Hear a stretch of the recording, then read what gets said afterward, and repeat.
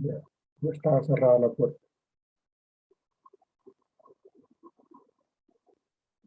Esa es la puerta misteriosa. Es la puerta del desorden, profe. María Camila Forero, buenos días.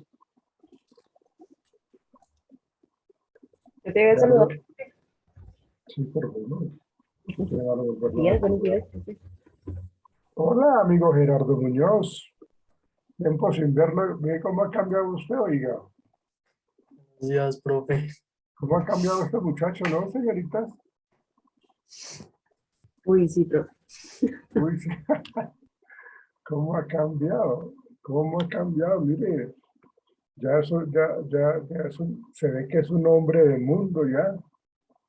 ¿Mm? Ya está mucho más piloso, ¿cierto? Buenos días, Elizabeth. Buenos días, profe. Ya prende la cámara. Bueno, ok.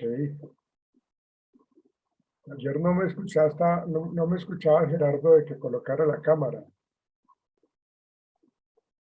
Profe, es que tenía problemas de conexión.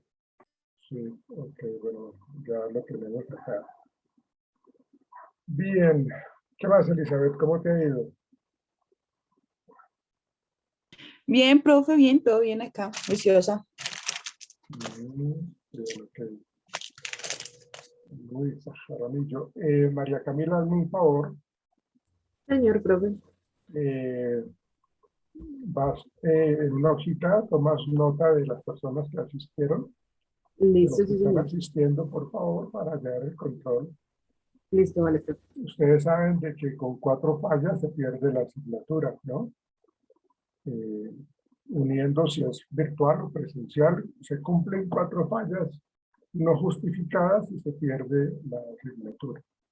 Entonces hay que estar muy atentas y por eso es muy importante que ustedes tengan la cámara encendida, porque pues el hecho que aparezca el nombre allí no quiere decir que están en clase. ¿Sí? Entonces tienen que tener mucha atención a eso. Luisa Jaramillo, la cámara, por favor, buenos días. Bien.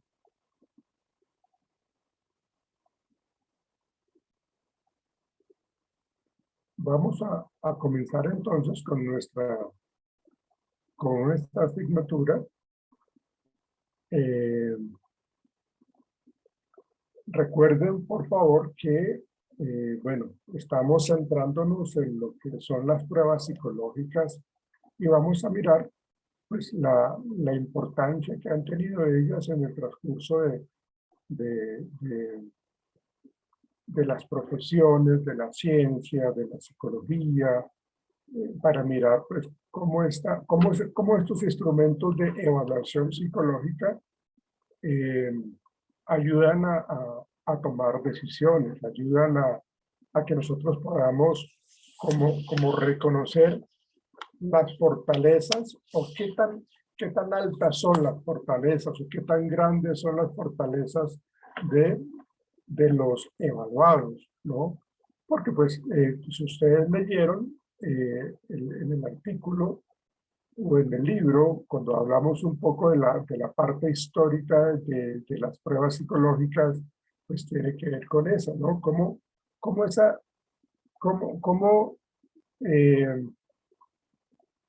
digamos, desde el desarrollo de la psicología, se ha querido evaluar, se ha querido medir, pues, la personalidad, la inteligencia, las destrezas, las capacidades, las aptitudes, cognitivas inclusive, para poder entender el comportamiento. Lo que yo les decía ayer, cuando nosotros aplicamos pruebas, lo que queremos medir es la personalidad en algunas ocasiones, la inteligencia en algunas ocasiones, pero también nos ayuda a predecir lo que es el comportamiento a futuro de la persona que estamos evaluando, ¿sí? Entonces, si miramos un tiempo atrás, digamos, cuando se desarrolla la parte científica, cuando inclusive se maneja un poco la parte filosófica, intentan desde hace más o menos 2500 años con Platón, en donde se pretende mirar, pues eso que yo les estoy comentando, de evaluarse de una manera mucho más, bueno, científica, más bien, como muy, ¿cómo lo llamo yo? Como muy válida los resultados esperados en esas pruebas. Entonces, de cierta manera, cuando hablamos nosotros de todos estos filósofos como Platón, como Aristóteles, empezaron ellos a hablar de las diferencias individuales, pues porque nosotros sabemos de que para la humanidad, para nosotros es importante como poder comprender por qué hay personas que tienen mejor desempeño laboral o mejor desempeño en actividades competitivas, o por qué algunas personas son mucho más hábiles para interpretar o para solucionar problemas. Entonces, digamos como que desde esa época de Platón y Aristóteles empezaron como a inquietarse del por qué las diferencias individuales, por qué nosotros cuando hablamos de la competitividad necesitamos determinar por qué esta persona llegó de primeras, por qué esta persona llegó en la posición número 10 y por qué la persona llegó en una última posición, ¿sí? O sea, digamos que sí, tenemos el desarrollo y el desempeño con respecto al potencial, pero ¿qué hace o qué hizo que esa persona obtuviera el primer lugar? Entonces, a partir de todo esto, se trata de mirar un poco pues, las diferencias individuales en el aspecto cognitivo, es decir, todos esos procesos de información, todas esas características de personalidad, todos esos comportamientos que tienen cada uno de las personas que están o compitiendo o presentando exámenes o que están, digámoslo así, inclusive para aspectos de las fuerzas militares, del ejército, también miran un poco cómo ellos podrían asumir cierto tipo de retos. De hecho, una de las cosas importantes en la época de la Primera y la Segunda Guerra Mundial, necesitaban como introducir, y esto es a manera de historia,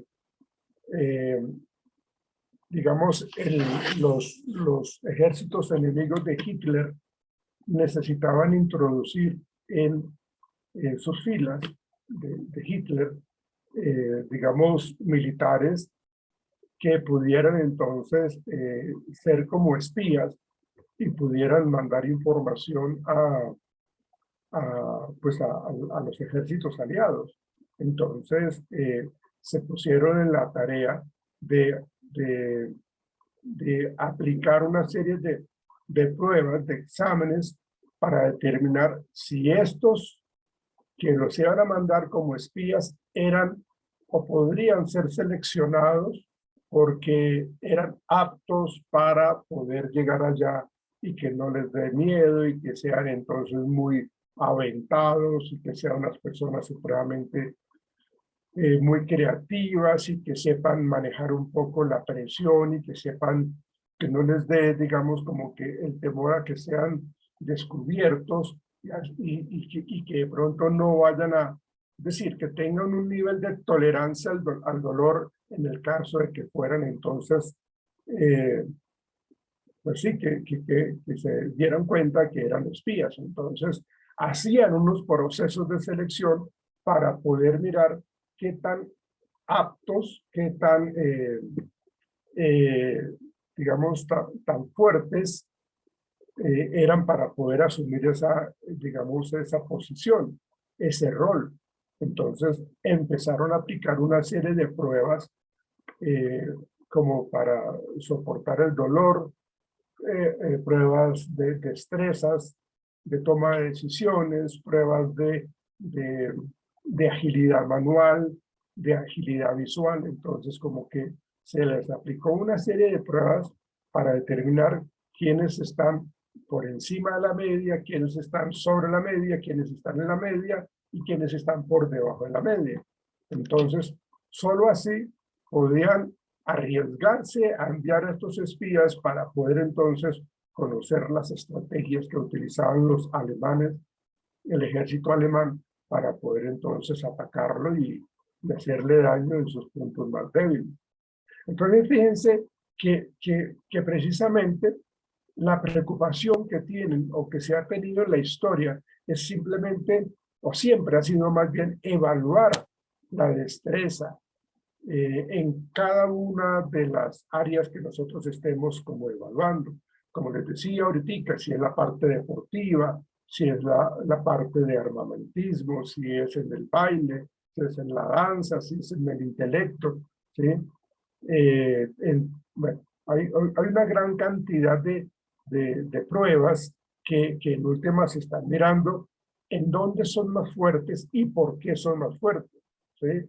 Entonces necesitaban los gobiernos en diferentes partes del mundo pues utilizar pues precisamente todos estos conocimientos y los empezaron a implementar en diferentes áreas, en la parte de agricultura, en la parte militar, en las relaciones públicas. Digamos, si estamos hablando de que tienen que digamos, ir por el mundo y ubicar muy bien sitios donde hay el enemigo, entonces tienen que ser expertos en cartografía. Entonces todo eso tiene que ver con la evaluación que se les aplica a estos personajes. Claro, lógicamente debe haber un previo conocimiento, tiene que haber, digámoslo así, como un adiestramiento, una capacitación para luego hacer como la evaluación para saber quiénes fueron los más aptos o los menos aptos. Y con base en eso, pues entonces tomar la decisión de a quién elegir, ¿sí? Entonces, hay unas personas que adquieren todos esos conocimientos por aquello de del adiestramiento, del estudio, de la capacitación, del aprendizaje, y hay otras personas que pues como que vienen como con esos dones naturales. Pero aquí hay algo importante también que mencionar. El hecho que yo tenga como un don natural, si ese don natural no se practica, si no se refuerza, pues entonces ese don natural se va a ir opacando, se va a ir perdiendo. De tal manera que no era suficiente el don natural. Y eso es muy cierto porque si les voy a dar un ejemplo. Resulta que un muchacho, un niño, que tiene una capacidad auditiva para la música, ha nacido en una familia en donde pues, los padres son también músicos. El papá interpreta el piano, la mamá interpreta el saxofón, son músicos. Entonces, pues, imagínense desde una temprana edad, inclusive en útero, los padres pues están alimentando auditivamente y cognitivamente a este niño que está en útero, al bebé, y el niño pues como que desarrolla esa habilidad auditiva para la música, como ese gusto por la música. Entonces, al nacer este niño, perdón, al nacer este niño, aún todavía lo siguen estimulando, le siguen reforzando, perdón, le siguen reforzando y pues obviamente pues va a adquirir una gran cantidad de habilidades auditivas para la música, un excelente oído. Pero por circunstancias de la vida, los padres murieron, los padres de este niño murieron en un accidente, ¿sí? Entonces, este niño se tuvo que ir a vivir donde un tío, en donde pues el tío pues para absolutamente nada le gustaba la música digamos, si los papás escuchaban Mozart, música clásica, Beethoven, todo este tipo de música, el tío de pronto escuchaba otro tipo de música mucho más popular, digámoslo así. Entonces, pues como que o se dedicaba a otras cosas. Entonces, fíjense que el tiempo que estuvo el niño en el vientre de la mamá y el tiempo que estuvo este niño con sus papás antes del accidente, pues obviamente le estaban estimulando y le estaban reforzando toda esa capacidad auditiva hacia la música. Pero cuando se deja de reforzar, se deja de fortalecer esta parte, porque el tío pues nada de música realmente, muy poca, ¿sí? Entonces todo eso, ese don natural se pierde, ¿sí? No se mejora con el paso del tiempo, por el contrario, se va como olvidando esa habilidad, ¿sí? Si el tío hubiese sido una persona mucho más, le gustaba mucho la música, seguramente el niño de pronto no perdía ese don natural, ¿sí? Entonces, digamos que lo que se pretende decir con los dones naturales es, bueno, esta persona es supremamente hábil y tiene una destreza en esto, entonces por esta habilidad que tiene esta persona, por esta destreza, por estas características particulares muy buenas, pues esta persona puede mejorar su condición de vida. Podemos mejorarle su ubicación laboral. Acá lo necesitamos colocar porque esta persona realmente es experta en esto, entonces nos va a servir para lograr muchos objetivos empresariales. Sus actividades laborales van a estar acompañadas de éxito. Entonces, cuando empezamos a evaluar esos dones naturales, cuando empezamos a darnos cuenta que estas personas son muy capaces, entonces necesitamos hacer esas evaluaciones para poder determinar a dónde lo podemos ubicar. ¿Qué podemos hacer con esta persona? Entonces, fíjense que el valor individual, la posibilidad que tienen las personas de avanzar, pues depende mucho de toda esa capacidad que tienen, de toda esa evolución que tienen, ¿sí? Pero que sí, lo que yo les decía, que si de todos modos tienden a perder un poco, pues como esa estimulación, pues eso pues apunta a que todo lo que había adquirido, como no ha sido reforzado y no ha sido mantenido, se puede perder. Entonces, en la medida que las personas mantengan, digamos, sus habilidades y las practiquen y las refuercen, seguramente no las van a perder. Si hablamos, por ejemplo, de Lionel Messi, el futbolista argentino que jugó en el Barcelona, entonces esa persona pues, es una persona que tiene ese don natural y que pues los headhunters deportivos, los coach deportivos, se dieron cuenta del potencial que esta persona tiene y empezaron a observarlo, empezaron a hacerle pruebas y se dieron cuenta de que sus piernas, sus pies tienen mucho potencial. Entonces, obviamente lo fueron como guiando por ese camino y pues mire el hombre dónde está, ¿no? Sacaron una gran cantidad de sumas de dinero y inclusive tiene hasta asegurados sus piernas porque pues valen mucho, ¿ven? Precisamente porque se ha logrado determinar de que ese don natural se tuvo que mantener y empezaron a hacerle ese seguimiento y a hacerle sus evaluaciones y bueno, todos los resultados que ya conocemos de Lionel Messi y así hay muchos otros deportistas, no solamente en el fútbol, sino en otras actividades deportivas que demuestran pues como ese desarrollo tan valioso en esta parte. Entonces, fíjense que esta historia de la evaluación psicológica, de las pruebas psicológicas, vienen desde esa época de Platón, de Aristóteles, en donde se está tratando de mirar las diferencias individuales, la capacidad que tienen a nivel intelectual, el desempeño que tienen las personas, sus habilidades, sus destrezas y su comportamiento, ¿sí? Entonces, necesitaban hacer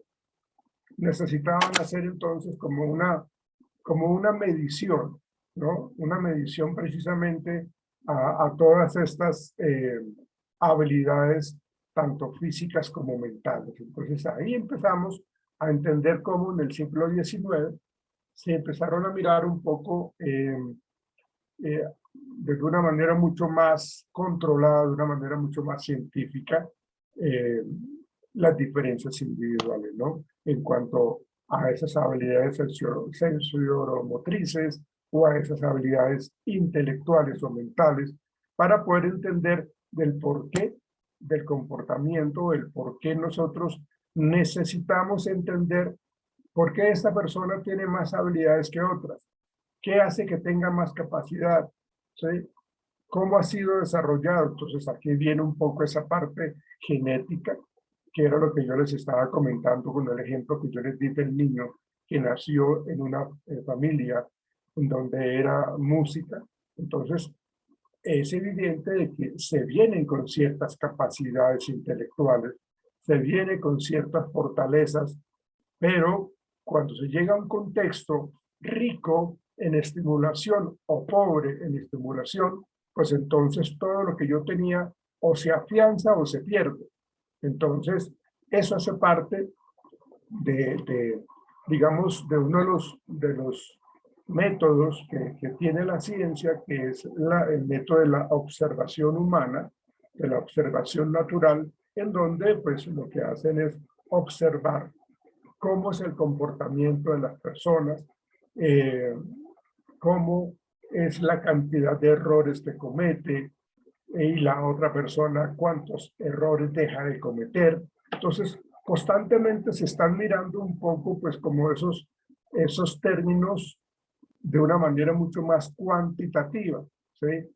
Entonces, miran y correlacionan, porque aquí ya empieza a involucrarse esa parte psicométrica de mirar lo cuantitativo y lo cualitativo para determinar por qué esta persona que viene, inclusive hay una gran discusión con respecto a los hijos que crecen en el campo y a los hijos que crecen en la ciudad, ¿sí? Hay una gran diferenciación a nivel intelectual. ¿Será más inteligente el niño que crece en la ciudad, que crece en un mundo como el que estamos nosotros ahorita, lleno de estimulación de todas estas redes sociales, en donde tienen a la mano muchas cosas? ¿O será más inteligente un niño que está en el campo? Entonces, esas diferencias individuales marcan un gran camino en la psicología científica, en la evaluación y en la medición psicológica, ¿sí? Por eso se habla de esos términos cuantitativos, porque necesitamos determinar, si yo le coloco a un niño que crece en el campo un problema para que maneje unos aparatos tecnológicos, pues seguramente se nos va a, perdóneme la expresión, se nos va a rajar el muchacho porque pues él no tiene ese contacto, ¿sí? Ahora, si coloco a un muchacho que ha nacido y que ha nacido en una gran ciudad y que ha crecido con toda esta estimulación tecnológica y lo coloco para que resuelva un problema más de campo, seguramente también le va a ir muy mal. ¿Eso qué nos quiere decir? De que el contexto influye muchísimo en el desarrollo intelectual.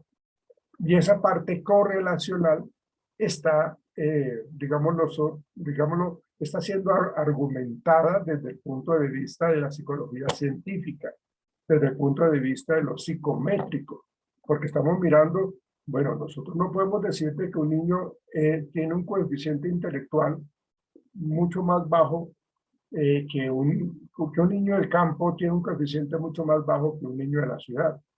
Miremoslo cómo se manejan como peces en el agua, cada uno en su espacio natural. Entonces, fíjense que esa terminología de la correlación va a ayudar a determinar por qué tienen mayor destreza o por qué tienen menor destreza. relacionemos el desempeño con el contexto en donde crece, en este caso, el niño. Y a eso se refiere pues esos términos cuantitativos y cualitativos, ¿sí? Porque el niño del campo puede tomar ideas muy válidas, muy racionales, que de pronto el niño de la ciudad no lo hace, por lo contrario. ¿Ven? Entonces es importante, y esto lo mide la psicología cuando estamos hablando de la medición psicológica, de la evaluación psicológica. Uno tiene que mirar cuál es el contexto, cuál ha sido el desarrollo infantil que ha tenido en su núcleo familiar. ¿Ha sido una familia que potencia el aprendizaje o que castiga el aprendizaje? ¿Sí? Entonces, toda esa parte es muy importante para poder entender esos aspectos de evaluación psicológica, ¿sí? Entonces, si nosotros tenemos, y ahí hablan un poco de las limitaciones cognitivas, de las limitaciones mentales, entonces, ¿cómo, digamos, si hay un niño que no se le estimula, digamos, la parte visual, en donde lo mantienen siempre encerrado, en donde lo mantienen siempre en un lugar oscuro, entonces esto lo que va a hacer es que la persona pues tenga dificultades a nivel visual, ¿sí? Si es un niño que mantiene pues totalmente solo, aislado, pues también va a tener perturbaciones mentales, ¿sí? Entonces, eso hace de que se deteriore su coeficiente intelectual, ¿sí? Entonces, a partir de esas perturbaciones mentales, a partir de ese análisis, pues empiezan a surgir el interés por las evaluaciones psicológicas, por los test psicológicos. ¿Para qué? Para poder descubrir por qué hay unas personas mucho más competentes intelectualmente, ¿sí? Si todos tenemos las mismas condiciones. Bueno, aquí hay que entender un poco que si hay malformaciones genéticas, que si hay, digamos, problemas ya de cromosomas, de la parte genética, pues eso ya es otra historia, ¿no? De cuando se genera, por ejemplo, el síndrome de Down, ¿sí? Ese cromosoma Y adicional. Entonces, eso lleva a que las personas pues tengan pues, ya de antemano una limitación cognitiva. Pero eso es algo que ha venido siendo adquirido genéticamente, ¿sí? En la cadena genética, en el ADN, pues toda esa cadena genética, pues lo que hace es formar los genes del padre, los genes de la mamá, pero si hay una historia de síndrome de Down en la familia, sea del papá o sea de la mamá, pues entonces seguramente puede haber un porcentaje elevado de adquirir ese cromosoma adicional. ¿Ven? Entonces, toda esa situación, todas esas circunstancias llevan a que tengamos que evaluar la capacidad intelectual, en este caso de los pequeños, ¿sí? Entonces hay varios autores importantísimos cuando hablamos nosotros de las evaluaciones psicológicas de la disciplina científica como tal, que son Francis Galton, que son Cattell, que son Binet. Bueno, todos ellos son personas que se han preocupado de una manera muy grande por el concepto de inteligencia, por la medición de las habilidades humanas, ¿sí?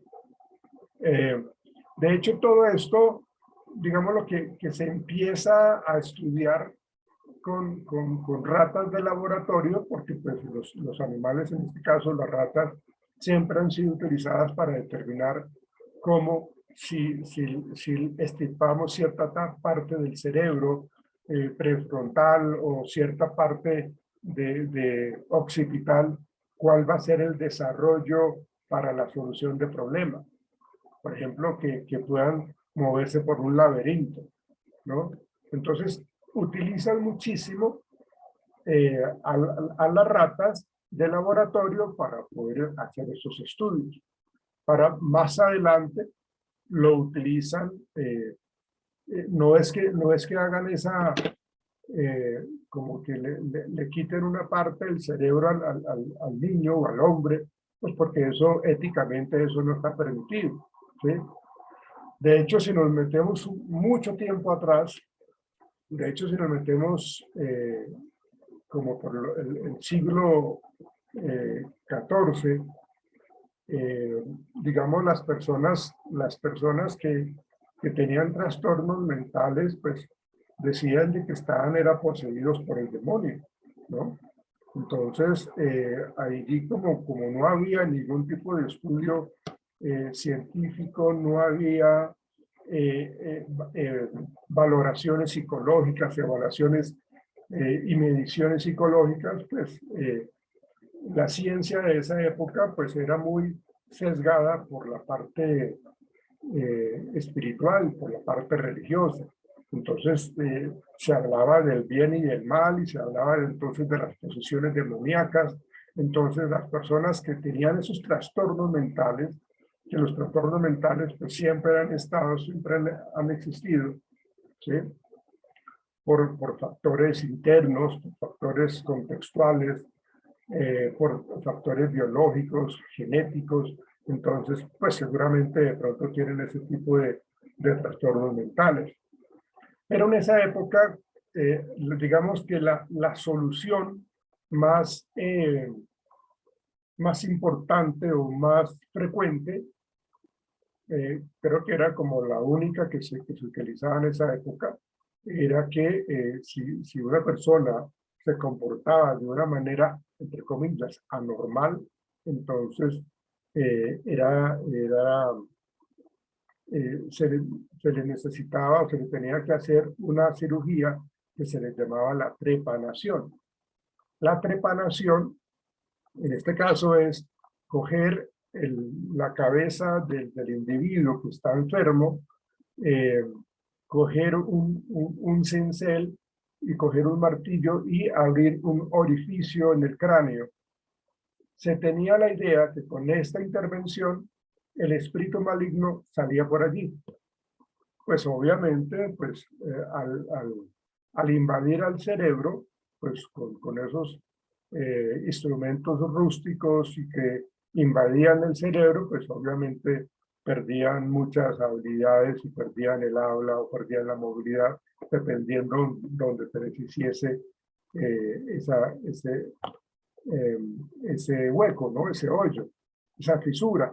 Bueno, no, ni siquiera era fisura porque tenían que hacer como ese orificio para poder que saliera el espíritu maligno que estaba poseyendo a este personaje que tenía trastorno mental, ¿sí?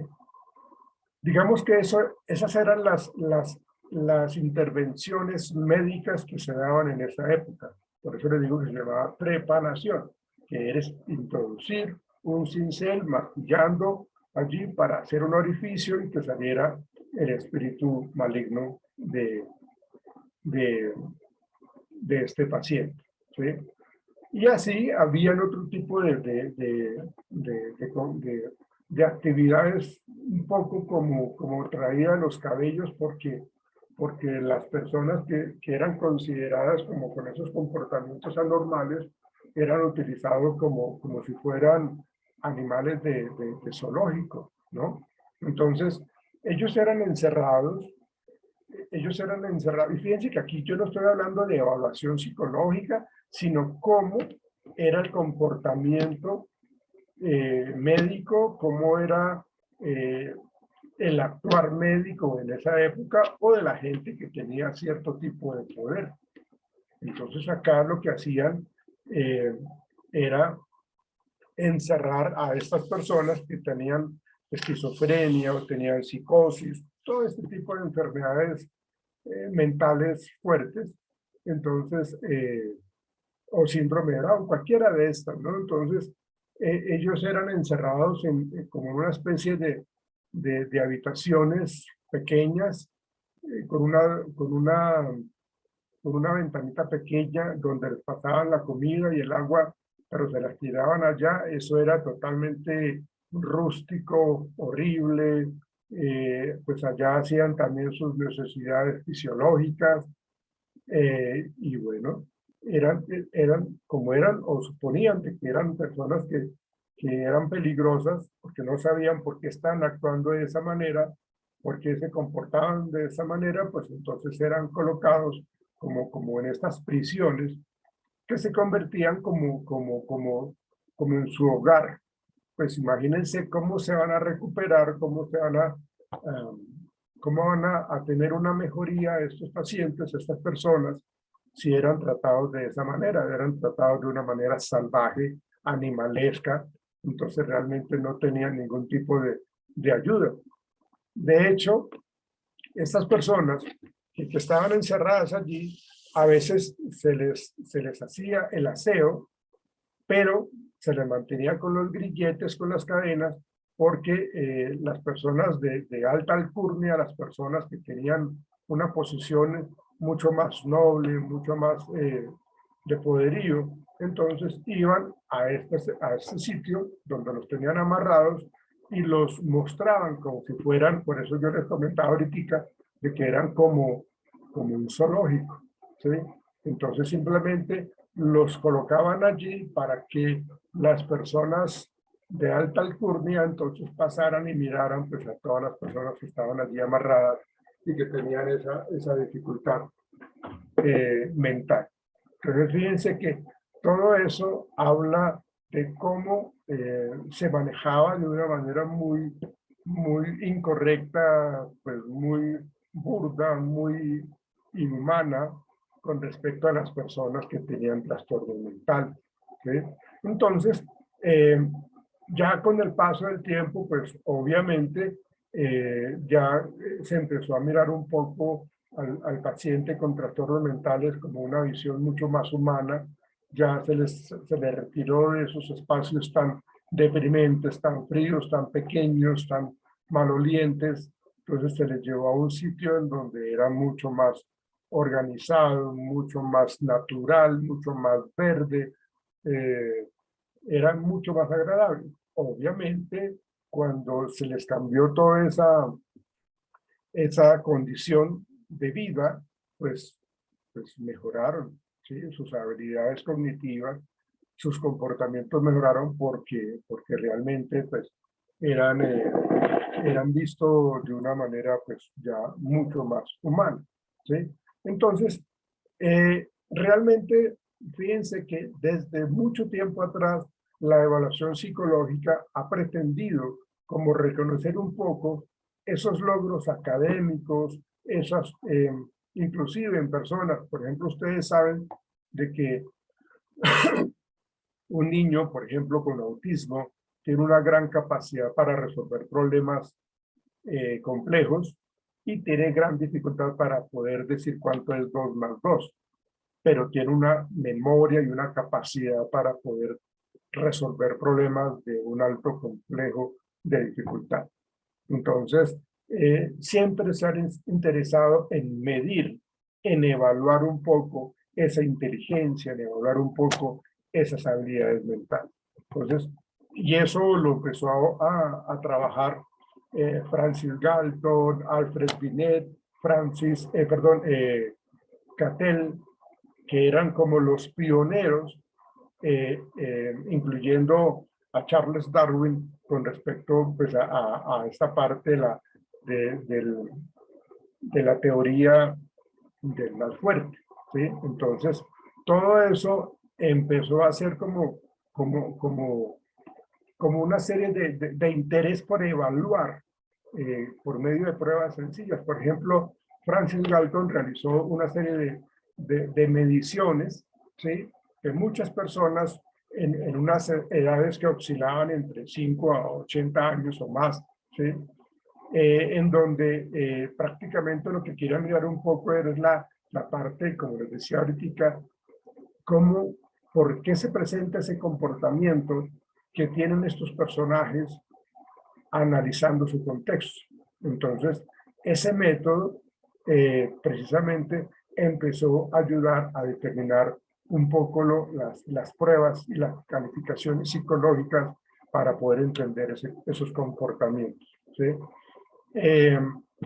Cattell también fue un pionero en las mediciones de los tiempos de reacción que tenían ante ciertos problemas que se le colocaban, ante cierta discriminación sensorial. Entonces se les colocaba como que cierto tipo de colores, a ver cómo reaccionaban, cierto tipo de asociaciones y cómo con estas mediciones del tiempo de reacción y la discriminación sensorial, de pronto podían tener unos resultados escolares mucho más agradables.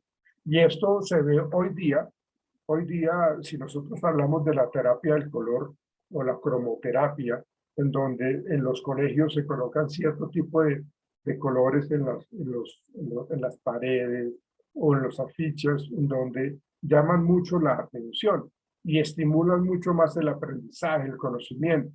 Eso es lo que quería como demostrar Cattell con esos ejercicios, determinar un poco esa discriminación sensorial.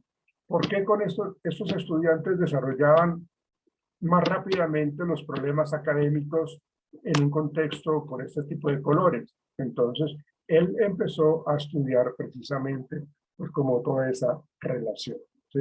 Entonces, encontró calificaciones escolares buenas, regulares y malas. Un logro académico bueno, regular o malo, ¿sí? ¿Por qué era bajo? ¿Por qué era medio? ¿Y por qué era alto el rendimiento académico? ¿Sí?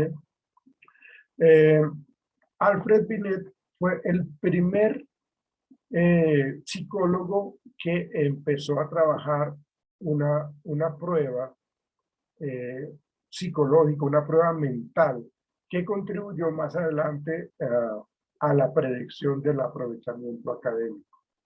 Alfred Binet es un personaje bastante interesante que da muchísimos aportes a esta medición psicológica, a estas pruebas de inteligencia. Bueno, ahora yo quiero escucharlos a ustedes.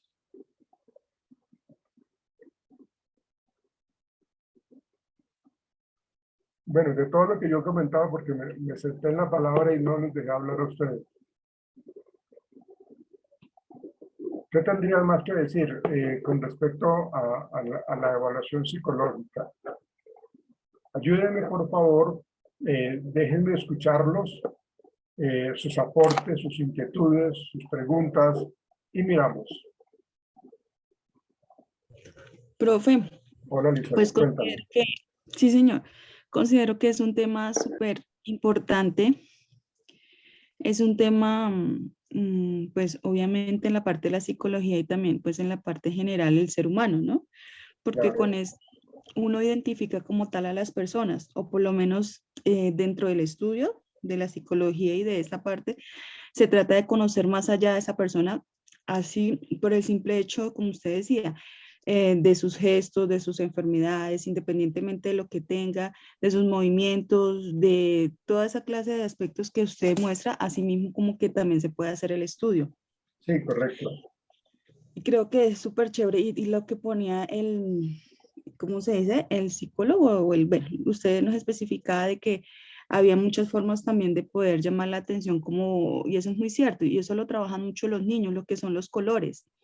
Es una forma llamativa para ellos también y por eso normalmente se utiliza más en los niños pequeños, ¿sí? Para motivación, para que yo entienda, para dar como una estabilidad por medio de los colores. Y las decoraciones de ellos se manejan, esos colores fuertes o colores cálidos, bueno, o los colores más suaves, ellos manejan mucho eso. También es importante manejo los comportamientos, de acuerdo pues obviamente de la situación. Entonces me parece que es un tema súper chévere y súper amplio, ¿no? Porque pues no es algo solamente un tema y ya, sino que eso va mucho más allá de lo que dice pues aquí en las guías. Entonces, me parece súper interesante donde otra cosa, donde usted habla que, o sea, me parece algo contradictorio, pero pues es súper interesante, donde usted decía que los niños que sufrían de autismo, ¿es que se llama? Autismo, sí, correcto. Sí, porque imagínense, desarrollan algo súper bien, pero tienen deficiencias en algo, ¿sí? Ujú. Desarrollan y entienden súper bien.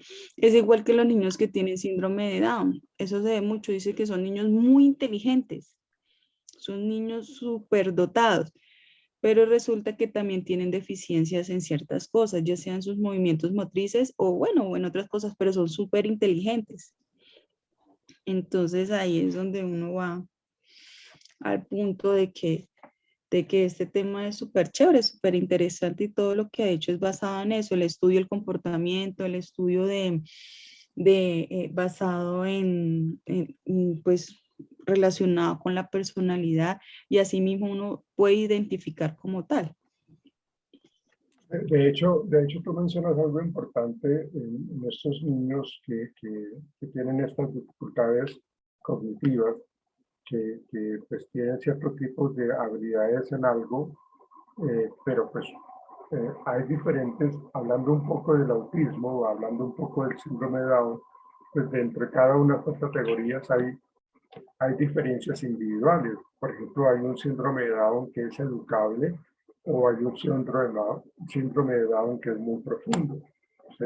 Entonces, si ustedes se han dado cuenta, hoy día las empresas están contratando a personas con síndrome de Down, ¿sí?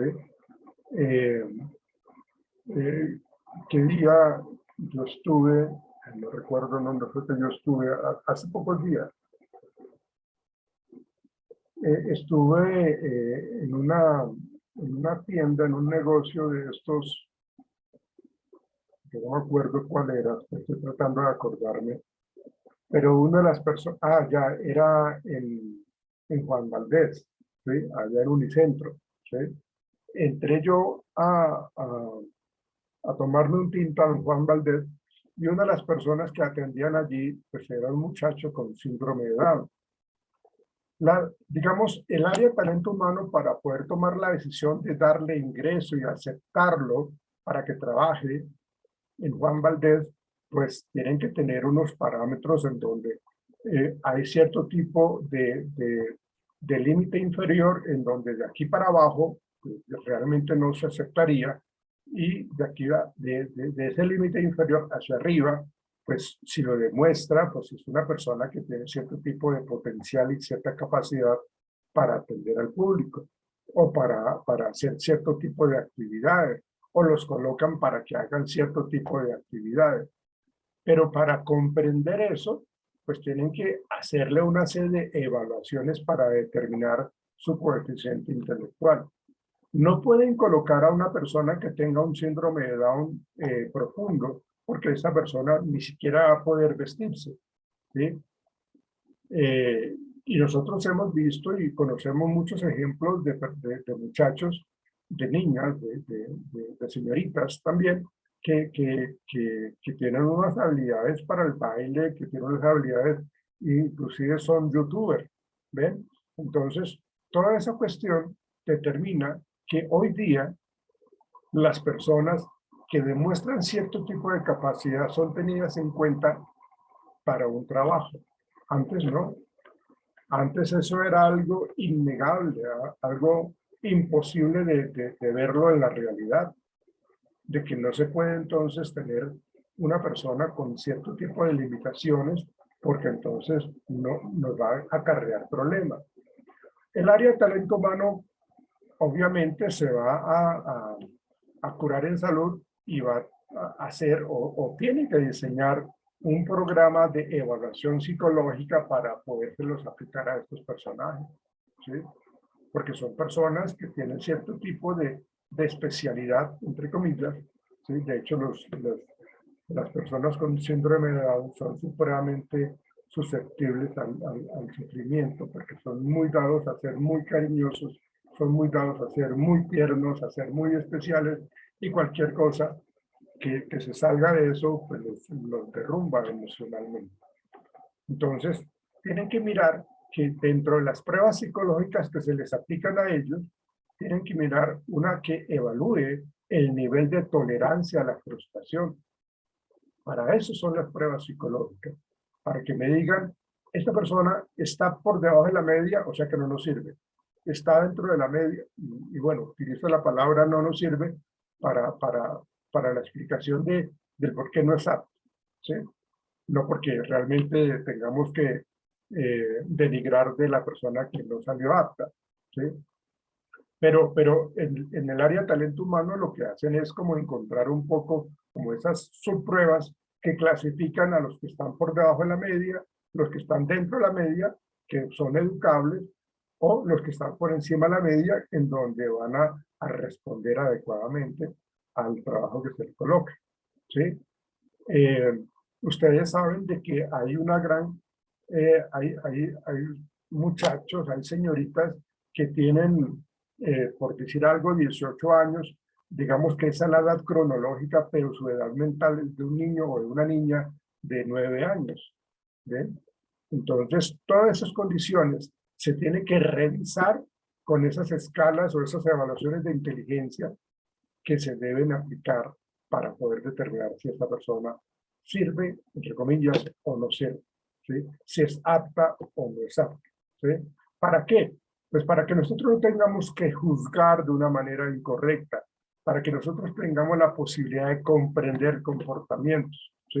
Claro, yo supongo que este personaje, Juan Valdés, el que yo les estaba hablando, este personaje debe tener un acompañamiento, debe tener como una persona, un tutor, digámoslo así, que está pendiente del comportamiento, que no vaya a reaccionar con agresión ante un cliente que es demandante, no sé. O sea, no lo pueden dejar solo. De hecho, yo pensaría que si una persona, un cliente, va a reaccionar de una manera muy brusca con un personaje de estos que tiene esas especialidades, pues entonces pues, se le va a rotular como una persona inhumana. Es responsabilidad de nosotros, los que estamos entre comillas bien, ¿sí? Es responsabilidad y deber de nosotros darle el respeto y el comportamiento normal de respeto hacia este personaje. Yo no puedo reaccionar de una manera negativa, porque pues quedo yo mal, ¿no? Entonces, realmente eso es lo que nos invita un poco a entender toda esta parte de la evolución psicológica, de cómo lo que he venido hablando desde el principio de nuestra sesión de hoy, de cómo ha sido la historia de esta evaluación psicológica, cómo ha sido el desenvolvimiento desde mucho tiempo atrás, ¿sí? Para poder entender el comportamiento y el rendimiento académico de ciertas personas, ¿sí? Entonces, es muy importante entender esto, ¿sí? Y yo les decía ayer, es de suma importancia que nosotros entendamos de que si estamos haciendo uso de las pruebas psicológicas, tenemos que tener cuidado. Eso lo vamos a ver mañana ya en clase presencial. Mañana tenemos clase presencial, ¿verdad? Sí, señor. Los miércoles y los jueves.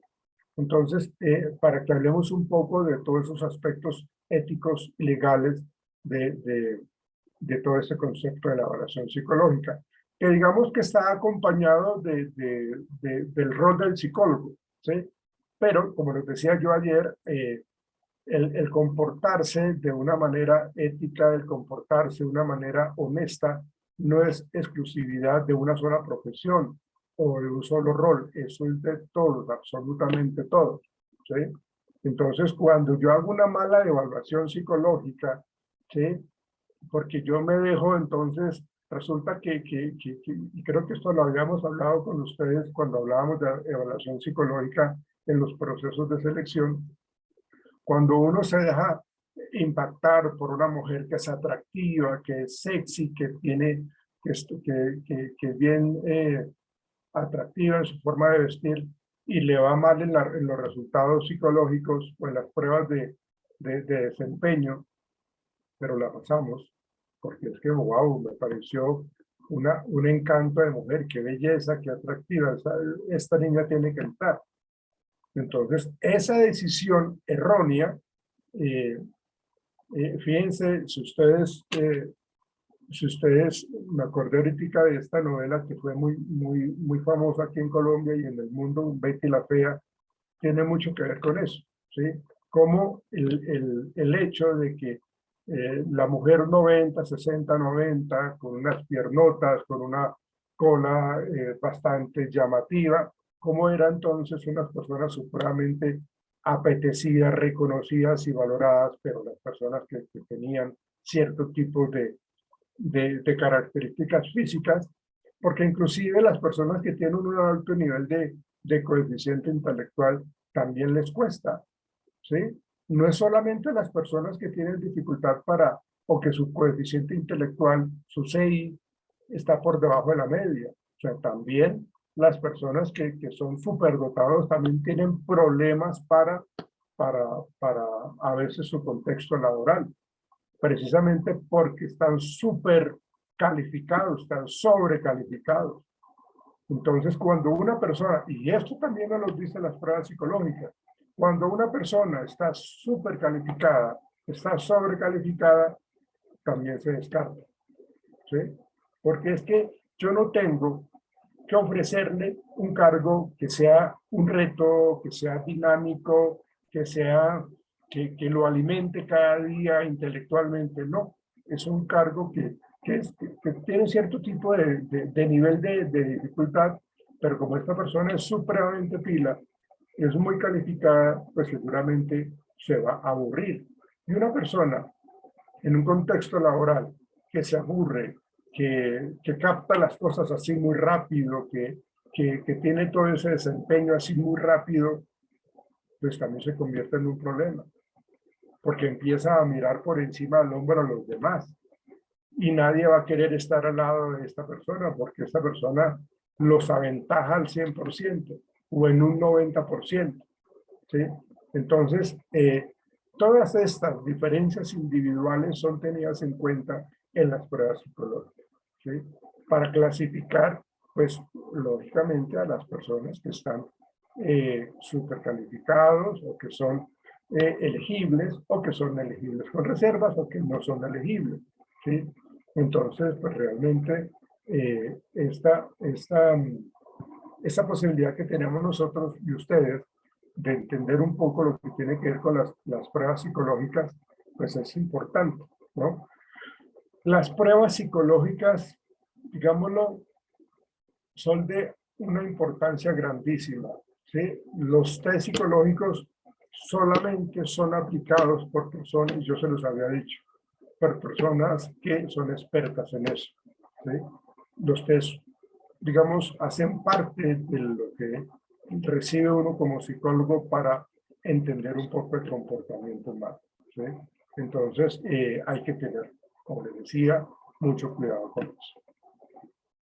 Sí, el aporte que tú haces, el comentario que tú haces, Elizabeth, es muy válido y tiene que ver con eso, de cómo nosotros podemos entender el comportamiento y lo mirábamos un poco en cómo las personas son calificadas como aptas o no aptas, como un niño con síndrome de Down o como una persona con síndrome de Down puede estar trabajando o puede que no, dependiendo si es educable o no, ¿sí?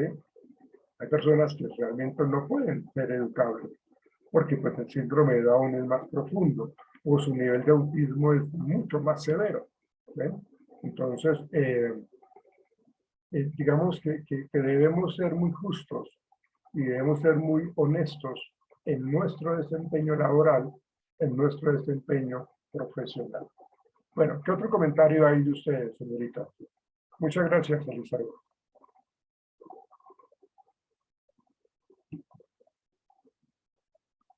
Bueno, ¿y qué más? Bueno, pues yo podría decir, Hola, Luisa. aportando de pronto un poquito a lo que dijo Elizabeth, que se manejan distintas pruebas para saber si, digamos, no sé, los comportamientos de muchas personas, ya sea para un cargo, bueno, si uno de pronto le está haciendo una prueba a un niño para saber su comportamiento. Cada prueba tiene su lógica dependiendo para quién vaya a ser aplicada. Lo mismo en una empresa, lo que el profesor decía. Obviamente, en una prueba de esas no la puede aplicar cualquier persona, porque eso no es que hay un ejemplo, no, bueno, no sé bien cómo se llama esa prueba, pero la que es como que le ponen a uno, no sé, un punto y uno tiene que partir de ahí para hacer algo, o una raya, eso, o sea, uno no puede, digamos, juzgar a una persona porque, no sé, de un punto sacó un círculo, sino tratar de poder, digamos, el psicólogo que sería el encargado de eso, poder identificar qué trata de expresar o qué puede ver por medio de ese dibujo para esa persona. No puede cualquier persona criticar sin tener conocimiento de la lógica de esa prueba, digámoslo así. También lo que usted nombraba de los ratones, de las ratas, de los laboratorios, normalmente pues en psicología, para hacer las pruebas se manejan siempre ratones de investigación, digamos, especializados para poderles hacer esas pruebas, porque no se va a coger, digamos, cualquier animal para hacer una prueba, sino para cada cosa, digamos, se aplica, no sé, unos instrumentos, digámoslo así, que sean acordes a lo que uno va a tratar. Sí, Luisa, mencionaste varias cosas muy interesantes, importantes para poder yo apoyar lo que tú estás diciendo. Sí, definitivamente uno no puede estar aplicando una prueba que no es, y yo se los decía ayer, si yo estoy aplicando una prueba, o sea, si yo necesito evaluar inteligencia, pues necesito aplicar una prueba que me evalúe inteligencia. Si yo voy a si yo voy a evaluar personalidad, necesito una prueba que me evalúe personalidad. ¿Sí? De tal manera que si yo no tengo conocimiento de las pruebas psicológicas, yo no puedo coger cualquier prueba. Yo no puedo coger cualquier prueba y simplemente no, pues, no estar pendiente de realmente si esta prueba me va a decir lo correcto o no. Entonces, pues ahí estaríamos faltando a la ética profesional. Y le estoy quitando la oportunidad a otra persona que realmente sí de pronto puede ser elegida. ¿Ven? Entonces, todo eso que tú mencionas tiene mucho que ver con respecto a la medición psicológica, a la parte psicológica de la importancia que requiere el conocimiento de las pruebas psicológicas para poder emitir, porque miren la responsabilidad que yo tengo, señoritas y Gerardo, ¿sí? La responsabilidad que yo tengo en la toma de decisiones, ¿sí? Si yo soy el encargado de hacer el informe psicológico, yo tengo todo el poder del mundo porque yo estoy diciendo, este es bueno, o este es malo, o este no, o este es regular, ¿no? Entonces imagínense, donde yo no tenga bien manejo de esto, ¿sí? Pues entonces voy a tomar decisiones incorrectas, ¿sí? Yo les había comentado a ustedes cuando veíamos psicología organizacional, yo les decía a ustedes que una empresa me contrató para hacer un proceso de selección para unos conductores de bus urbano antes de que existiera el, el Transmilenio, ¿sí? Creo que estaba ya funcionando la troncal de la Caracas, eso era un desorden, peor todavía, pero había los buses urbanos. Entonces, la gerente a todas luz quería que yo la seleccionara únicamente con la aplicación de una prueba de personalidad. Y salieron muchos de los que tienen una gran experiencia en ese trabajo de como conductores, salieron no aptos. Y ellos lógicamente colocaron el grito en el cielo porque ¿cómo así que yo no soy apto, que no sé qué cosas, si yo ya llevo 15 años manejando, 20 años manejando? Entonces yo dije, no, esto fue lo que arrojó, yo no puedo desmentir lo que me dice una prueba psicológica estandarizada, confiable y con validez. Yo no lo puedo desmentir, esto fue lo que arrojó. La gerente igual, creo yo que se dejó como manipular y toda esa gente y tomó la decisión de contratarlo. Y yo, lógicamente, yo no continué trabajando con ellos porque pues no tienen como respeto por los procesos que uno realiza, que son totalmente coherentes, lógicos, éticos y honestos. Entonces, pues esta persona después se metió en problemas porque esas personas que yo había dicho que no eran elegibles porque tenían una tendencia a la agresividad, acuérdense lo que yo les dije ahorita, las pruebas psicológicas me pueden a mí determinar cuál podría ser el porcentaje de agresividad de esta persona en un futuro. Podíamos predecir eso. No es que yo sea mágico ni que sea mago, ni no. La prueba psicológica me da eso. ¿Sí? Entonces, cuando yo aplico esa prueba y me sale eso, porque eso tiene su confiabilidad y su validez, ¿sí? Y eso tiene unas escalas para evaluar la distorsión motivacional y la negatividad para determinar si la prueba es válida o no. Entonces, aquí me da el análisis sobre el resultado de que esa persona no es apta. Pues ella los ha seleccionado y ellos tuvieron problemas después porque se agarraron con los pasajeros, con la policía, tuvo problemas y se presentaron problemas. Y eso, pues, lógicamente le costó más a la gerente porque tenía que pagar ciertos tipos de indemnizaciones a las personas a las cuales fueron agredidas. ¿Ven? Entonces, tiene que ver muchísimo con eso. Ahora, lo que tú mencionas, Luisa, esa que tú mencionas es el Rorschach, no, perdón, el Ubartec. El Rorschach es ese es el de las manchas, que le dice uno al evaluador, dígame, con esta mancha que yo le estoy presentando, usted que ve ahí. ¿Sí? El Ubartec es el que tú dices, que es el de 8 espacios, en donde le dice a partir de estas líneas, de estos puntos, usted dibuje lo que usted considere. ¿Sí? Esa es una prueba proyectiva que más adelante la vamos a conocer. Voy a mirar si de pronto nos las autoaplicamos para que ustedes conozcan un poco la interpretación que de pronto puede tener esto. ¿Sí? Pero como les decía yo ayer, el hecho de que yo sea, digamos, que en su evaluación ustedes tengan ciertos rasgos neuróticos, eso no es para que nosotros nos aprovechemos de eso. Eso es totalmente personal e intransferible. Eso es totalmente privado, de tal manera que los resultados se tendrían que mostrar de una manera individual, no colectiva. ¿Sí?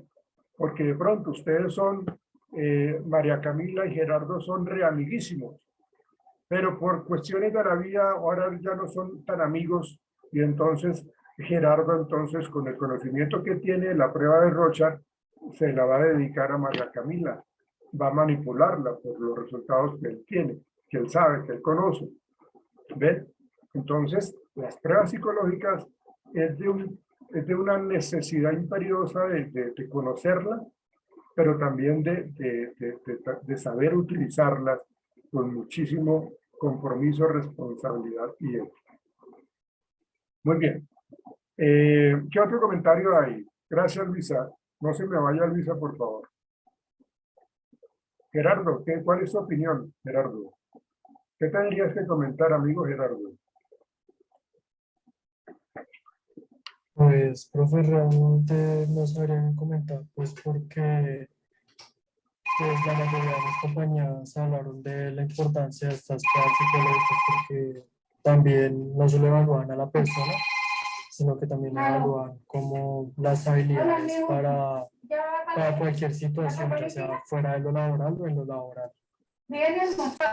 Sí, claro, claro. Sí, Sumercio mencionó algo importante, es como mirar un poco, pues, cómo ese uso de las pruebas psicológicas, ¿no? Y lo hemos mencionado un poco. Digamos, nosotros como psicólogos utilizamos, pues, las pruebas psicológicas y una serie de instrumentos que me permiten a mí evaluar el comportamiento, recolectamos información y, pues, se aplican en diferentes campos, ¿no?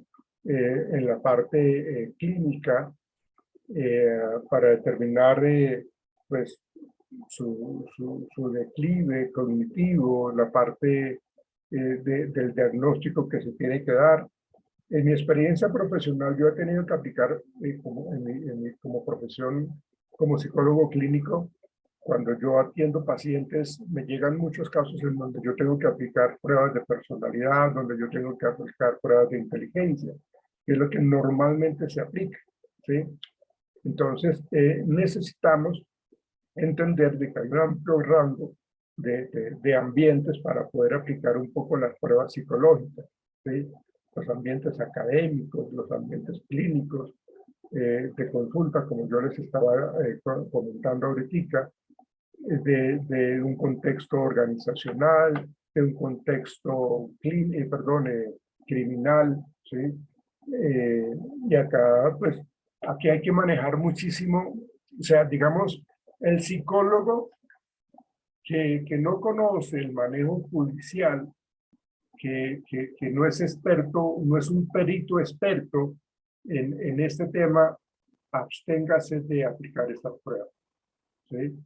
Fíjense que dentro, por ejemplo, yo tengo la experiencia y el conocimiento del área clínica y del área organizacional, pero si a mí me dicen, debe un concepto desde la psicología jurídica, yo tengo que decir, no, no puedo hacerlo porque primero, yo no tengo las pruebas que me ayudan a evaluar esa parte y segundo, no lo he manejado, no tengo la formación.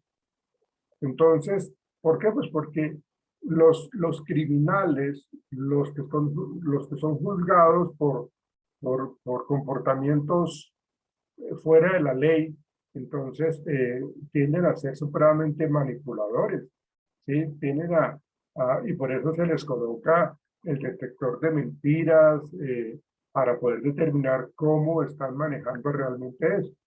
Porque una de las características de estas personas criminales, por ejemplo, un psicótico o un sociópata, ellos manejan muy bien su ansiedad. A ellos no les da miedo, a ellos no les da nervios, a ellos, ellos pueden mostrarse serenos, tranquilos, relajados cuando están siendo interrogados. Entonces ellos dicen, no, yo no fui, yo no hice esto, ¿no? Cuando quieran ustedes evalúenme, o sea, ellos realmente tienen ese manejo y controlan pues esas respuestas fisiológicas de la ansiedad, ¿sí? Si a uno le hacen una evaluación y uno fue culpable, pero uno no es psicótico ni sociópata, pues uno inmediatamente como que se desmorona y acepta la culpa y toda esta cuestión. Claro, pum, lo mandan para la cárcel a uno, pues dependiendo del juicio, lo que sea, ¿sí? Pero estas personas, no, estas personas tienen un manejo y entonces por eso las personas que son peritos en esta parte judicial, criminal, forense, tienen que tener esa formación, ¿sí? Para eso, ¿sí? Y bueno, pues hay otros contextos como la parte militar que yo les había comentado, ¿sí? Los psicólogos de personal, los psicólogos clínicos, los psicólogos consultores,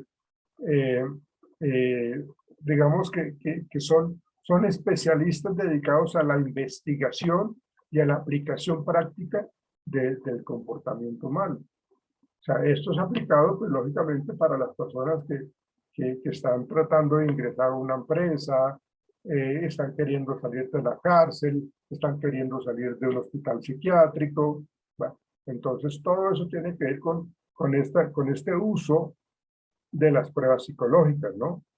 Para selección de un aspirante, ¿sí? Para ese contexto laboral, ¿sí? Hay universidades, hay colegios que aplican una serie de pruebas para determinar si uno es apto para entrar a estudiar en esta universidad o apto para estudiar en tal colegio, ¿sí?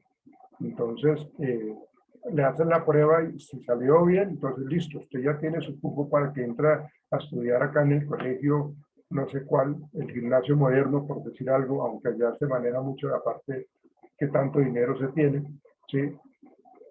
o la Universidad de los Andes, o cualquier otra universidad fuera de Colombia, que hacen cierto tipo de selección para determinar, porque a ellos les interesa mucho que la capacidad intelectual de las personas que ingresen sean muy altas.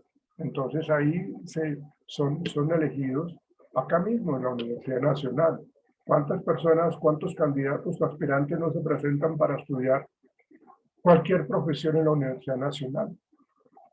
Se presentan, digamos, los 7.000 para seleccionar como 500 aspirantes. Entonces, se ponen en esa tarea de determinar el rango inferior para poder seleccionar a los 500, ¿no? Entonces, ahí pretenden, entonces, es mirar un poco, pues evaluar pues, esas aptitudes cognitivas, los rasgos de personalidad, las características individuales, ¿sí? De hecho, ustedes saben de que hay unas pruebas que evalúan o miden, ¿cómo se llama esto? Orientación vocacional. ¿Usted para qué es bueno? ¿Sí? Entonces son los muchachos o los padres de familia que se preocupan para que los muchachos hagan una prueba en donde le va a decir, mire, usted es bueno en la parte social, usted es bueno en la parte de derecho, usted es bueno en la parte de arquitectura, usted es bueno en la parte médica, bueno, lo que sea, ¿sí? Pero son aplicadas esas pruebas psicológicas como una asesoría educativa, como una asesoría vocacional, como una que realmente, sí, vea, usted es muy bueno en esta parte, entonces le sugiero que usted mire cuál de estas profesiones o carreras profesionales podría usted aplicar, ¿sí? Entonces, aquí estaríamos... Profe, Sí, dime. pero yo creo que esas pruebas que usted acaba de nombrar deberían hacerle a los que van en 11, ¿cierto? Ese estudio debería irse como, Claro. considero que debería ser aplicable desde décimo y 11, porque digamos, en cierta forma, hay unos que sí tienen claro, por lo menos que quieren estudiar, pero hay otros que de pronto no tienen tan claro o no saben cuáles son sus habilidades para decir, bueno, yo quiero estudiar derecho, yo quiero estudiar psicología, entonces sería bueno, ¿cierto? Que comenzaran como desde décimo, 11, para que ya como que salgan preparados, decir, bueno, a mí me gusta eso, o tengo habilidades, o me facilitan los conocimientos para tal cosa, porque muchos jóvenes inician y por lo menos, un ejemplo, hacen psicología 3 semestres, no, esto no es lo mío es ingeniería, no, ingeniería tampoco, no es derecho, y terminó otra carrera, entonces pues creería yo que va a la segura y no pierde tanto tiempo. Sí, y mucho más grave cuando las personas están en 9º semestre y cualquier carrera y dicen, no, realmente esto no me gustó. La plata, tiempo invertido, perdido, y realmente eso puede suceder. Yo pensaría que eso es tanto una preocupación o interés de los padres de familia y de los, digamos que los muchachos de 11, algunos de pronto sí tendrán como ese interés de saber hacia dónde van. Porque es que resulta que todos los hermanos de mi papá y mi papá son médicos, entonces quieren que yo sea médico, quieren que yo sea médico, ¿sí? O todas las tías de mi mamá, o todas mis tías y hermanas de mi mamá, entonces quieren que yo sea abogado, porque todas ellas son abogadas, ¿no? Entonces, a veces hay mucha presión de la familia para que se siga como por esa línea, ¿sí?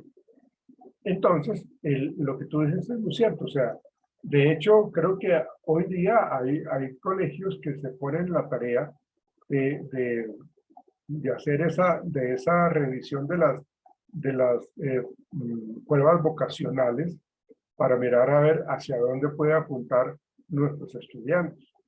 De hecho, hay universidades que van a los colegios y promueven mucho sus carreras profesionales. Pero entonces, digamos que el enganche que tienen es, venga, vamos a aplicarles, y le dicen a los directivos del colegio, les voy a aplicar a los estudiantes de 11, por lo general son de 11, estas pruebas vocacionales, ¿sí? Y entonces ahí ustedes van a saber, y ahí entonces empiezan ya como el enganche, porque van y visitan, por ejemplo, la Universidad del Bosque hace mucho esas visitas a los colegios, ¿sí? Entonces van y miran, aplican esas pruebas vocacionales Y como la Universidad del Bosque tiene una gran cantidad de programas para ofrecer, programas profesionales para ofrecer, entonces las personas pues, de pronto quieren o quieren como esa alternativa, ¿no? Entonces, es necesario, es necesario. De hecho, cuando los papás ven a los hijos como que, ¿a dónde voy? Yo no sé qué estudiar, ¿sí? De pronto quieren meterse a danzas, ¿no? No, es que yo me voy a hacer más como un bailarín de una academia de baile aquí de Bogotá, ¿sí?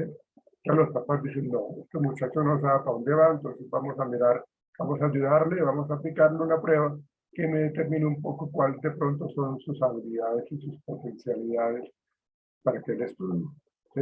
Digamos que es lo más adecuado, es lo más necesario que de pronto puede uno como padre asumir un poco como ese apoyo para nuestros hijos y no dejarlos así como a la deriva y que elijan, no, mira a ver qué es lo que quiere estudiar. No, venga, miremos y sería como un derecho de las cosas para poder entender cuál es su fortaleza y qué es lo que tiene que estudiar y por qué se puede ir por allá, ¿sí? Y ahí sí entonces le invierto. Que no sea como tú decías, ahorita, Elizabeth, de que ya te doy la palabra, María Camila, gracias. Entonces, como decías tú, Elizabeth, de que están en quinto semestre y dicen, no, eso no es lo mío. Empecé a estudiar arquitectura y esto no es lo mío. Entonces, como que eso le saca la chispa, perdóneme la expresión, le saca la piedra a los padres y bueno, entonces no es la idea. Sí, María Camila, cuéntame. Profe, aunque uno se pone a ver y esas pruebas a veces no son tan concretas, ¿no?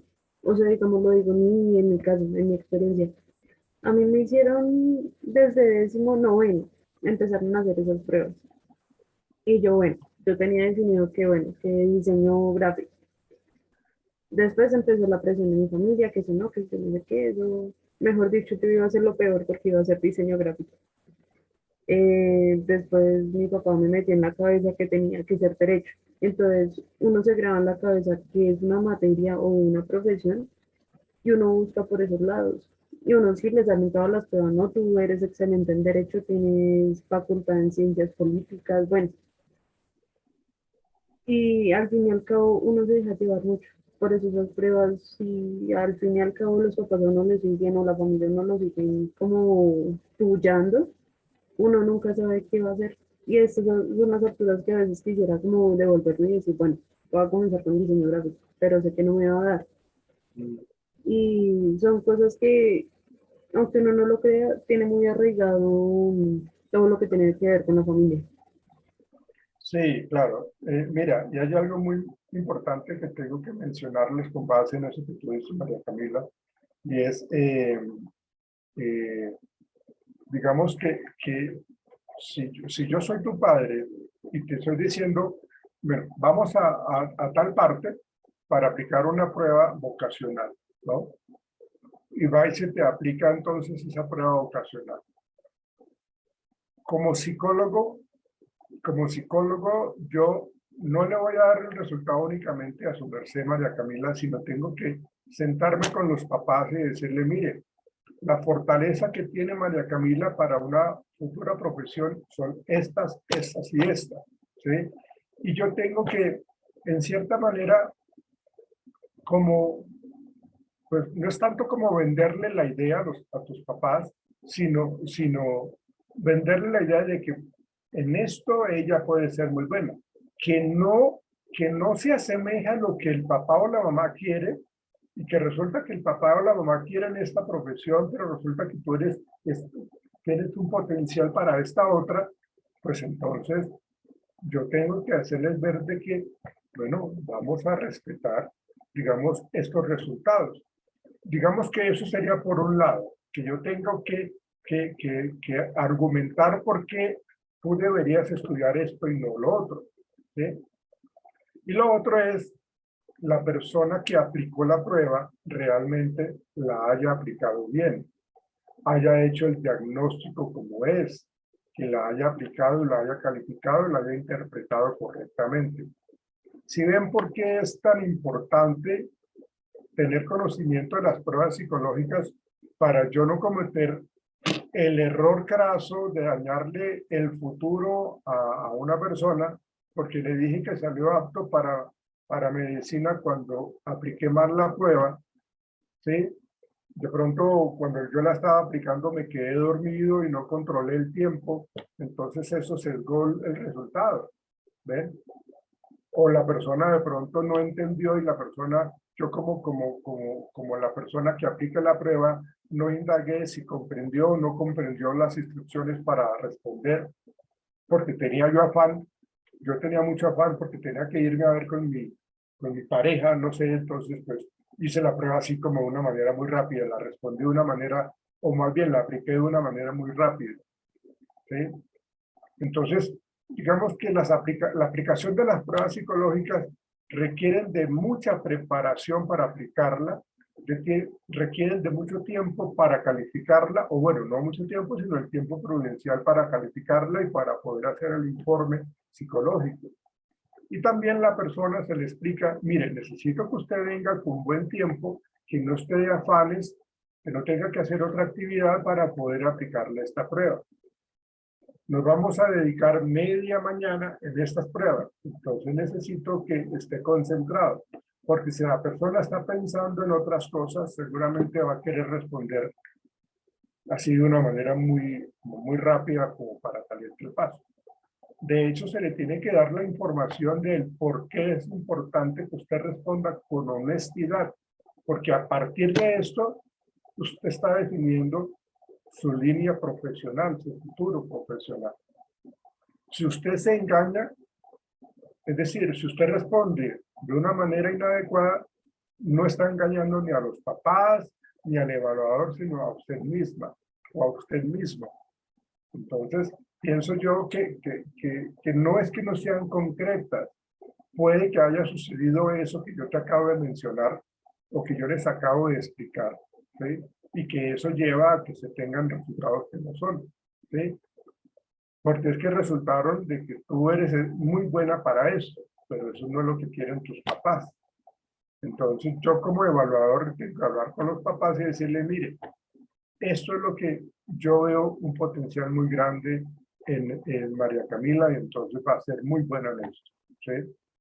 Se supone que es lo que a ti te gusta, María Camila. Esos fueron los resultados que arrojó la prueba.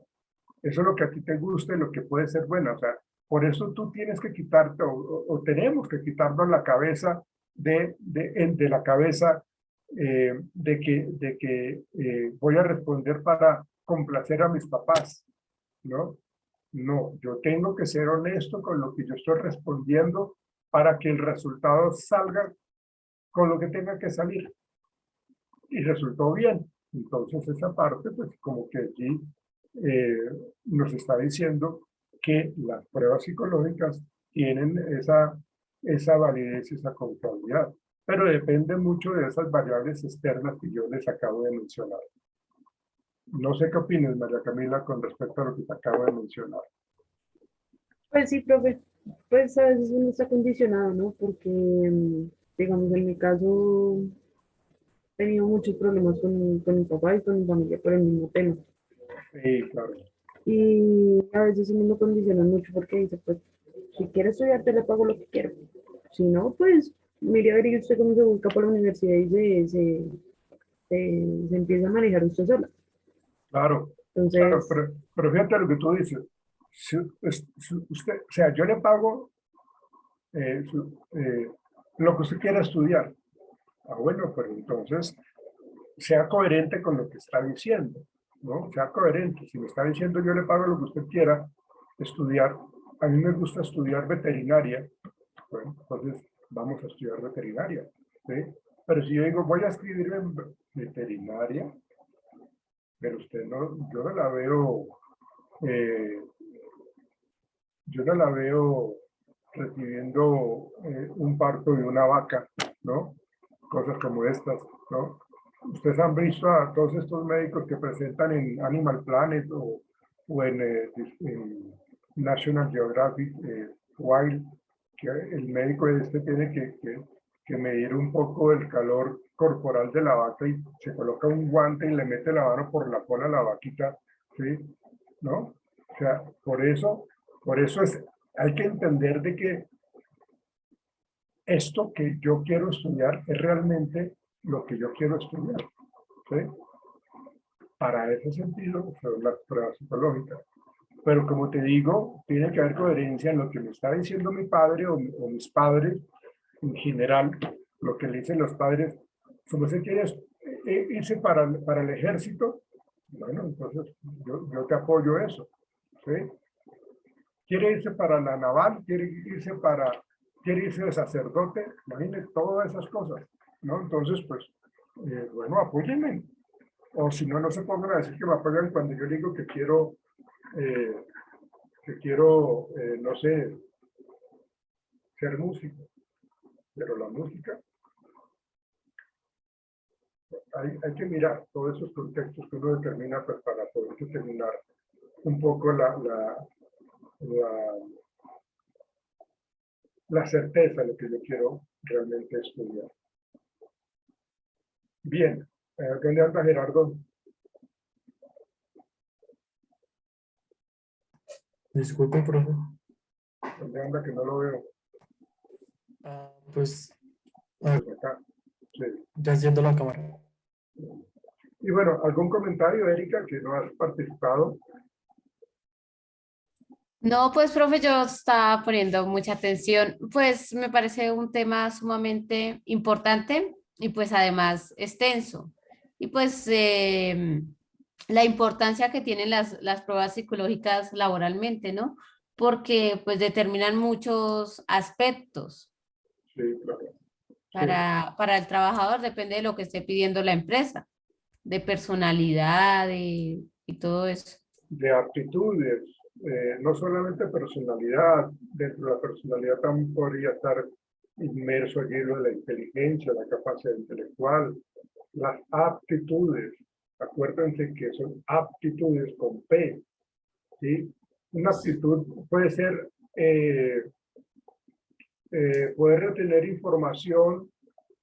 Digamos que a mí me colocan una serie de imágenes. Entonces, ¿cuántos objetos yo recuerdo después de que me presentaron esas imágenes? Eso es una aptitud de atención, de concentración, de capacidad visual, de retención, ¿no? Entonces, como que esa parte hace parte de las aptitudes. La capacidad para solucionar problemas, para tomar decisiones.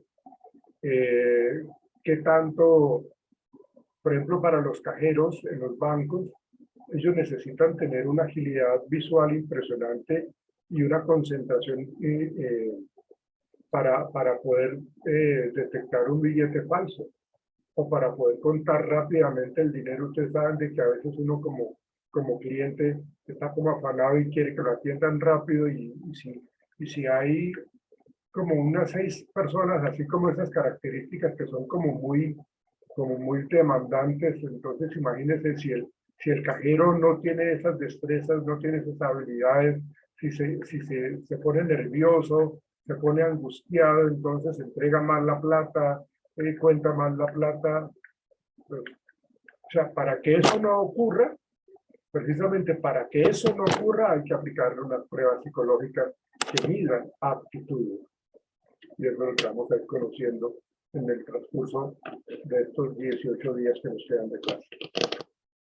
Sí, profe, por lo menos lo que usted decía de las personas que iban a trabajar en los camiones, creo que era, los buses, Los conductores de buses, sí. los conductores, pues me parece sumamente importante porque pues así como hay personas, clientes groseros, hay conductores también muy groseros, y lo importante que son esas pruebas psicológicas para contratar esas personas.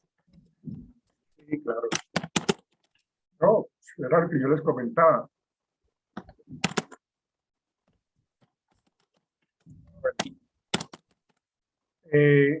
Para la clase de mañana, ahí ustedes tienen lo de la ética digamos que miramos un poco la parte de la historia de la evolución psicológica, ¿sí? ¿Verdad, Camila, qué haces? Arreglándote las uñas, caramba. No, es que se me partió la uña, profe. Me está saliendo sangre. Ah, bueno. Bueno, entonces, para mañana quiero que hagan la lectura del artículo que aparece allí de la ética en las pruebas psicológicas. Entonces, pues vamos a hacer también como un debate de esto.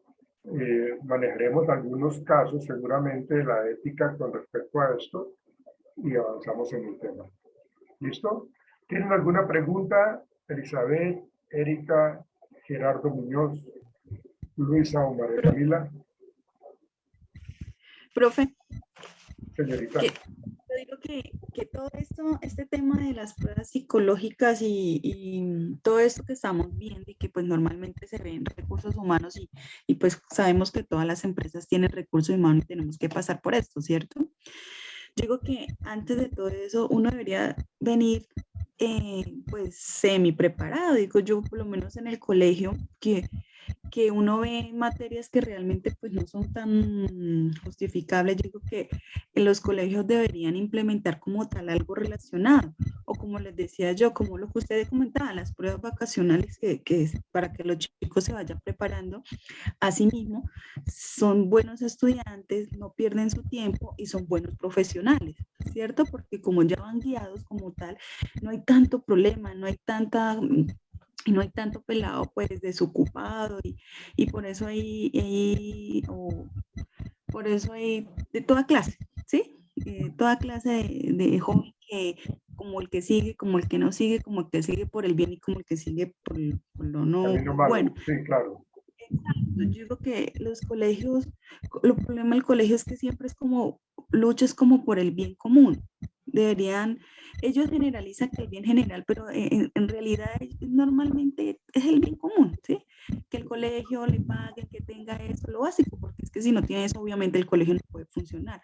Pero yo digo que sería bueno que implementaran como algo así, porque digo, primero pues salen más preparados. Asimismo, sale como con una visión más clara. No salen como, ay, no sé, ay, no, yo prefiero un año, pues, de vacaciones. Ya estudié, imagínense, todo ese tiempo y un año de vacaciones, donde pueden pasar muchas cosas, ¿sí? Muy claro. Ahora lo que decía Camila es fundamental, porque ella quería, bueno, digo lo que entendí, ¿no? No sé, quería estudiar una cosa y sus papás quieren otra. Y eso también influencia mucho, porque pues digamos, aunque en esta época ya casi no se ve así, son muy pocos pues los papás que de pronto en cierta forma dicen, bueno, yo quiero que estudie como usted decía, profe, como mis tías o mis familiares o yo soy médico, estudiar medicina.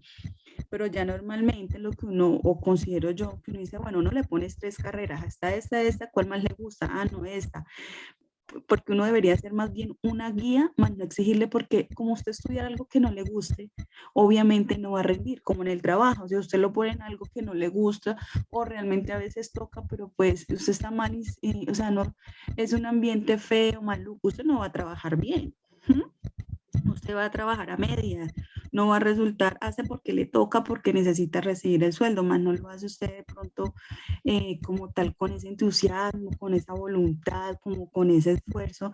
Entonces a eso es lo que voy a estudiar de pronto uno, ahora estos pelados que pues tienen, o sea, entre más tiempo son más ágiles y más abiertos a muchas cosas, entonces considero yo que uno debería ser pues como una guía, ¿sí? Como tal para la educación de ellos, porque qué tal, es el gusto de uno más no el gusto de ellos. Claro.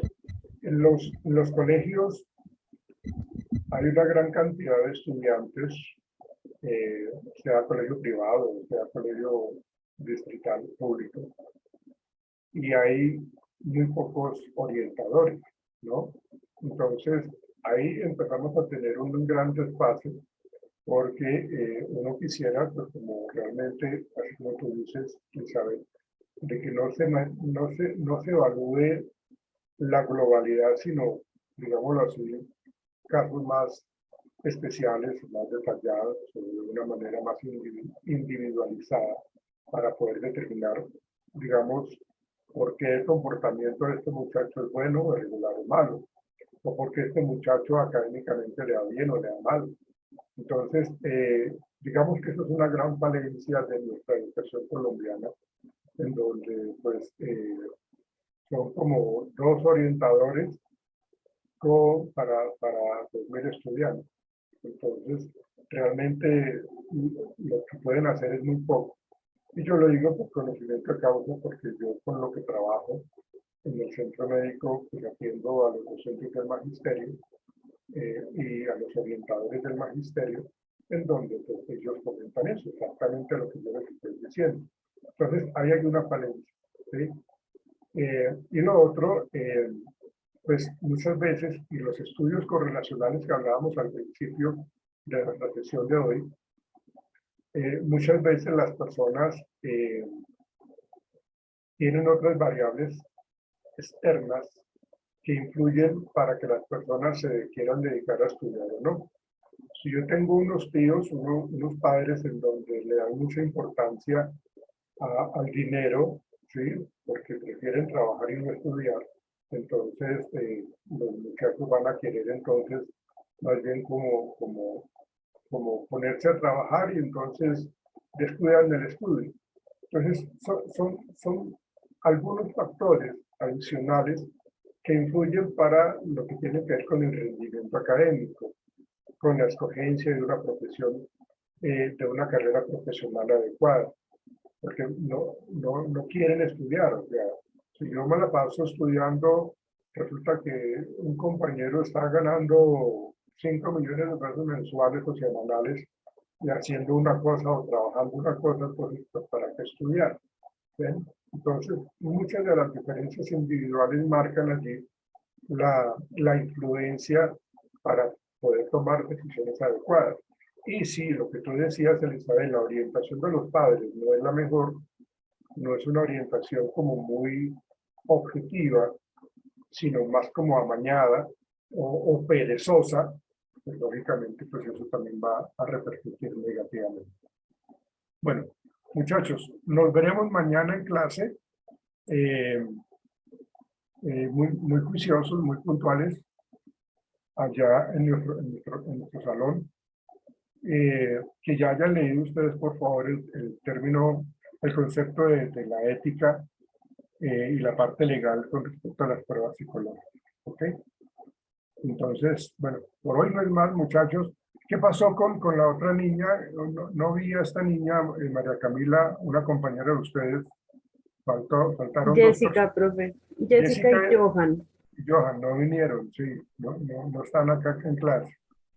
No Listo. sé si Elizabeth sabe algo de Jessica. Bueno, mañana evaluaremos eso. Listo, nos veremos entonces mañana, señoritas y caballeros. Gerardo. Gracias, profe. Chao, Chao. mucha suerte. Gracias, Que profe, estén hasta bien. luego. Chao, chao. Profe. No, profe, gracias.